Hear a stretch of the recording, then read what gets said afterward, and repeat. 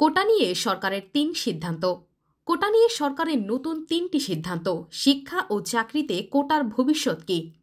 গত বৃহস্পতিবার অন্তর্বর্তী সরকারের উপদেষ্টা পরিষদের বৈঠকে নেওয়া হলো গুরুত্বপূর্ণ ৩টি সিদ্ধান্ত। কী সেই ৩ সিদ্ধান্ত? প্রথমত, মুক্তিযোদ্ধা, শহীদ মুক্তিযোদ্ধা ও বীরাঙ্গনার সন্তানদের জন্য সংরক্ষিত ৫% আসনে শিক্ষার্থী ভর্তির বিষয়টি বাস্তবায়নে সংশ্লিষ্ট বিভাগগুলো প্রয়োজনীয় ব্যবস্থা নেবে। দ্বিতীয়ত, সরকারি চাকরিতে নিয়োগের ক্ষেত্রে কোটা পদ্ধতির প্রয়োগ নিয়ে জনপ্রশাসন মন্ত্রণালয় সুপারিশ সহ মতামত দেবে উপদেষ্টা পরিষদে। তৃতীয়ত, শিক্ষা প্রতিষ্ঠানে ভর্তির ক্ষেত্রে কোটা পদ্ধতির প্রয়োগ বিষয়ে মাধ্যমিক ও উচ্চশিক্ষা বিভাগ সুপারিশ সহ মতামত দেবে উপদেষ্টা পরিষদে। কোটা ইস্যুতে শেখ হাসিনা সরকারের পতন হলো প্রায় ৫ মাস। সেই কোটা সংস্কারে এখনও কোনো পরিষ্কার সিদ্ধান্ত আসলো না কেন? এটা কি সরকারের বড় ব্যর্থতা নয়? আপনার কি মনে হয়?